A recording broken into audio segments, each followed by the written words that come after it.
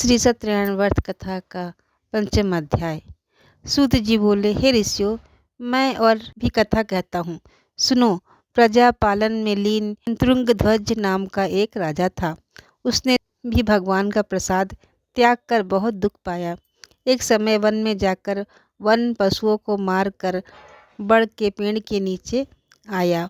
वहाँ उसने ग्वालों को भक्ति भाव से बांधों सहित श्री सत्यनारायण जी का पूजन करते देखा। राजा देखकर भी अभिमानवश वहाँ नहीं गया और ना ही नमस्कार किया। तब ग्वालों ने श्री भगवान का प्रसाद उसके सामने रखा तो वह प्रसाद त्याग कर अपनी नगरी को चला गया। वहाँ उसने अपना सब कुछ नष्ट पाया तो वह जान गया कि यह सब भगवान ने किया है।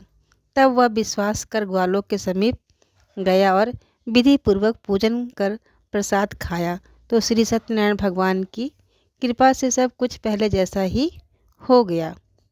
फिर दीर्घकाल तक सुख भोग कर मरने पर स्वर्गलोक को गया। जो मनुष्य परम दुर्लभ व्रत को करेगा, भगवान की कृपा से उसे धन धान्य की प्राप्ति होगी। निर्धन धनी और बंदी बंधन से मुक्त होकर निर्भय हो जाता है।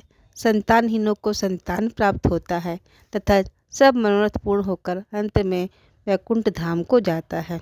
जिन्होंने पहले इस व्रत को किया, अब उनके दूसरे जन्म की कथा कहता हूँ। वृद्ध सतानंद ब्राह्मण ने सुदामा का जन्म लेकर मोक्ष को पाया।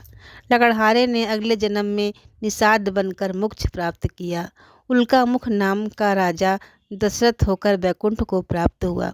साधु नाम के वैश्य ने मोर ध्वज बनकर अपने पुत्र को और आरे से चीर कर मोक्ष को प्राप्त किया।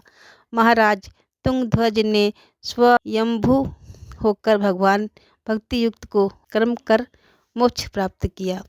इति श्री सत्यनारायण व्रत कथा पंचम अध्याय संपूर्ण। श्रीमन्नारायण नारायण नारायण भजमन नारायण नारायण नारायण श्रीमन नारायण नारायण नारायण। जो भी इस व्रत को सुनता अथवा करता है, उससे पृथ्वी पर सभी सुख की प्राप्ति होती है।